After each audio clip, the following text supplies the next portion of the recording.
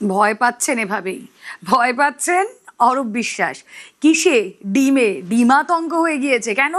কারণ আলিপুর কোর্ট চত্বরে আজ তো ডিম খেতে হলো অরূপ বিশ্বাসকে। অনেক চেষ্টা করেও রেহাই পেলেন না। এদিন দুপুরে আলিপুর কোর্টে আইনজীবীর চেম্বারে যান অরূপ। খবর চাউর হতেই ভিড় বাড়তে থাকে। পুলিশ পৌঁছানোর আগে পর্যন্ত আইনজীবীর ঘরে আলো নিভিয়ে অপেক্ষা। বাইরে ডিম হাতে বিক্ষোভকারীরা। পুলিশের গাড়িতে ওঠার সময় অরূপকে লক্ষ্য করে ঠিক এভাবে ডিম ছোড়া হয়। এভাবেই ভেতরে নিজেকে আটকে রাখেন, ঘরবন্দি করে রাখেন অরূপ বিশ্বাস। কারণ বাইরে গেলেই তো ডিম খাবে।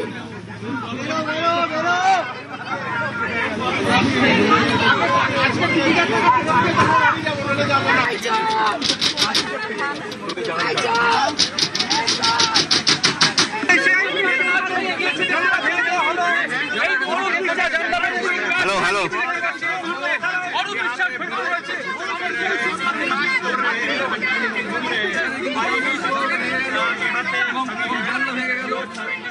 ভেতরে জানলা বন্ধ করে তিনি বসে রইলেন সেরেস্তায়। আর তারপর বাইরে চলল বিক্ষোভ। এভাবেই জানলার বাইরে আইনজীবীদের বিক্ষোভ, সাধারণ মানুষের বিক্ষোভ।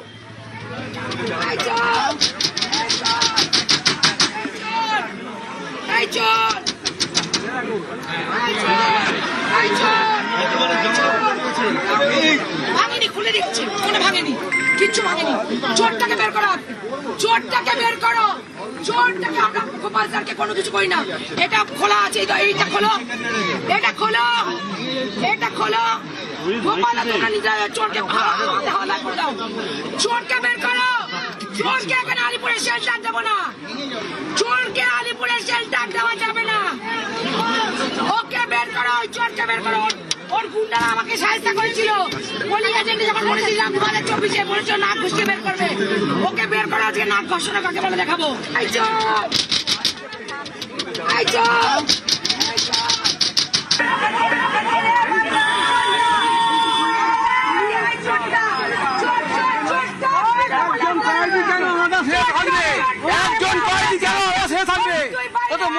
কিচ্ছু না, লোকের টাকা চুরি করে থাকবে কেন? একজন কয়েদিকে বের করো। পুলিশ কোথাও আছে?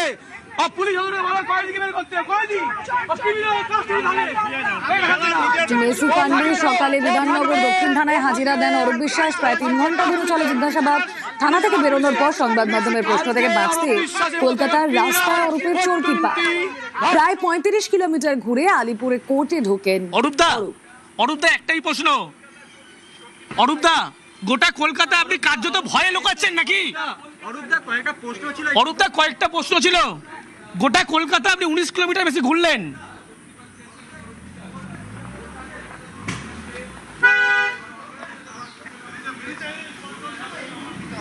অরূপদা,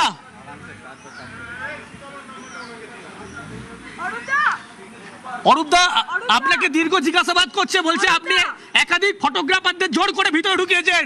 ফটোগ্রাফাররা আপনার নাম বলছে আপনার। অরূপদা, ফটোগ্রাফাররা আপনার নাম বলছে, বলছে আপনি জোর করে ঢুকিয়েছেন আপনার ছবি তোলার জন্য। আপনার ঘনিষ্ঠ ফটোগ্রাফাররাই আপনার নাম করছে, বলছে আপনি জোর করে ঢুকিয়েছেন। অরূপদা, গোটা কলকাতা ঘুরে ফেলেন আপনি মিডিয়ার থেকে লোকানো, মুখ লোকানোর জন্য। আপনাকে তো আবার 22 তারিখ ডেকেছে। অরূপদা, এত রাস্তা ঘুরলেন কেন? কি মিডিয়া থেকে মুখ লোকানোর চেষ্টা?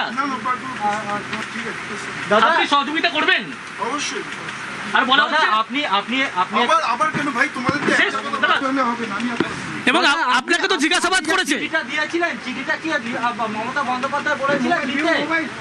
আপনি মমতা বন্দ্যোপাধ্যায়কে চিঠি দিয়েছেন, দিতে বলেছিল মমতা বন্দ্যোপাধ্যায় আপনাকে?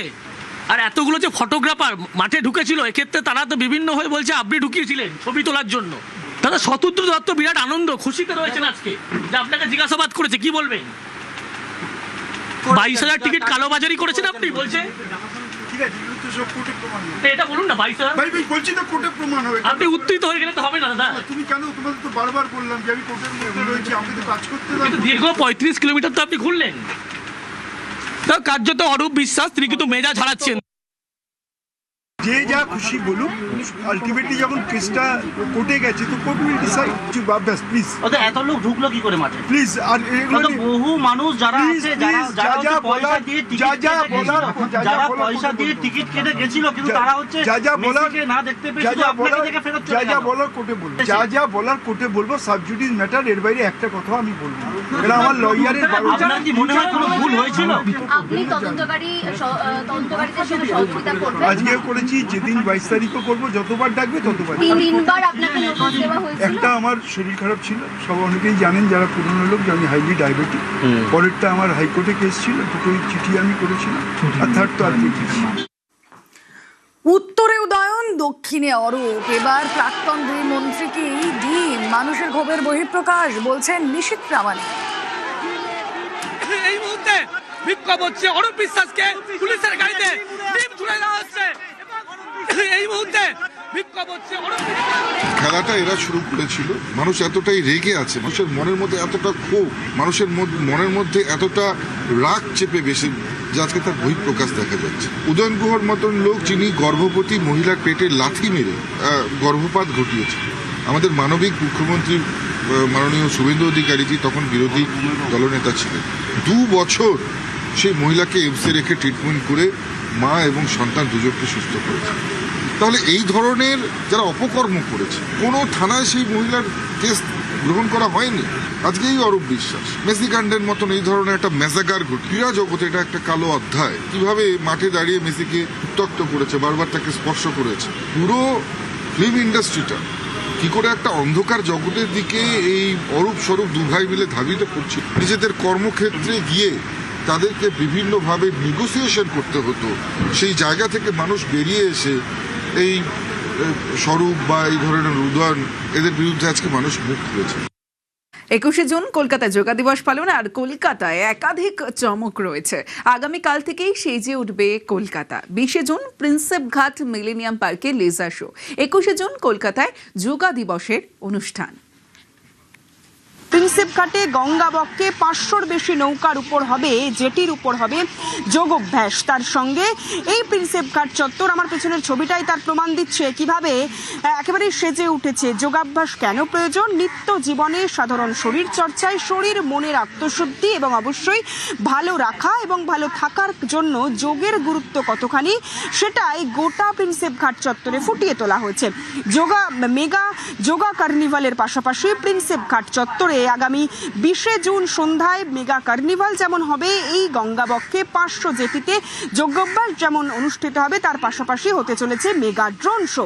যে ড্রোন শো এই গঙ্গার ঘাট অর্থাৎ প্রিন্সেপ ঘাট, মিলেনিয়াম পার্ক চত্বর কিংবা বাবুঘাট চত্বরে অনুষ্ঠিত হবে। যে ড্রোন শো এর মাধ্যমে, ড্রোন লেজার শো এর মাধ্যমে সাধারণ মানুষকে যেমন আত্মসচেতন, যোগাভ্যাস বা যোগব্যায়াম সম্পর্কে সাধারণ মানুষকে আত্মসচেতন করা, সচেতনতা বা বৃদ্ধি করা, তার পাশাপাশি অবশ্যই থাকছে পশ্চিমবঙ্গ দিবসের টুকরো কোলাজ ওই ড্রোন শো এর মাধ্যমে তুলে ধরা হবে। রাষ্ট্রের প্রথম, রাষ্ট্রের সর্বাধিক, এই বার্তায় মূলত বারবার দিয়েছে বিজেপি সরকার।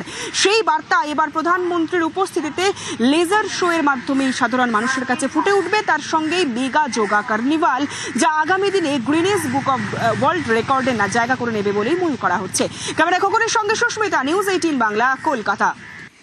সেজে উঠছে কলকাতা, এবং যে ছবি দেখাচ্ছি প্রিন্সেপ ঘাটের ছবি। প্রিন্সেপ ঘাটে স্যান্ড আর্ট, ওড়িশা থেকে শিল্পীরা এসে এভাবেই স্যান্ড আর্টের মাধ্যমে প্রিন্সেপ ঘাটকে সাজিয়ে তুলছেন।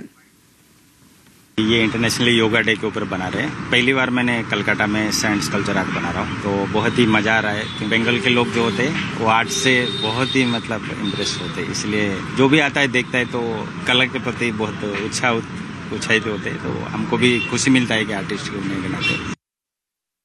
কলকাতায় যোগা ডে সেলিব্রেশন, যোগ নিয়ে মহাযজ্ঞ হতে চলেছে কলকাতা শহরে আগামী 20শে এবং 21শে জুন। 20শে জুন প্রিন্সেপ ঘাটে হতে চলেছে মেগা যোগা কার্নিভাল এবং তার সঙ্গে লেজার শো। অবশ্যই প্রিন্সেপ ঘাট চত্বরেও আরও একটি চমক থাকছে, তার কারণ বালির উপর কৃষ্টি, বালির উপর সংস্কৃতি, কলকাতা শহরের টুকরো চিত্র এবং তার সঙ্গে ইন্টারন্যাশনাল যোগা ডে, তার একেবারে চিত্র ফুটিয়ে তোলা হচ্ছে বালির উপর। উড়িষ্যার শিল্পীদের হাত ধরেই কলকাতা শহরে এবার বালির উপরেই তৈরি হচ্ছে হাওড়া ব্রিজ এবং এবং তার সঙ্গে যোগ দিবসের যে চিত্র বা যোগ দিবসের যে ভূমি সেই ভূমি, এবং সব মিলিয়ে যারা এখানে এই কাজ করছেন তারা যেমন বাংলার শিল্প, বাংলার কৃষ্টি, বাংলার মানুষের সংস্কৃতি বোধকে যেমন আরও একবার বালির মধ্যে দিয়ে ফুটিয়ে তুলতে চাইছেন, ঠিক তেমনই তারা অত্যন্ত খুশি প্রধানমন্ত্রী নরেন্দ্র মোদীর উপস্থিতি এবং ইন্টারন্যাশনাল যোগা দিবস কলকাতা শহরে মেগাভাবে পালন হচ্ছে সে বিষয়ে।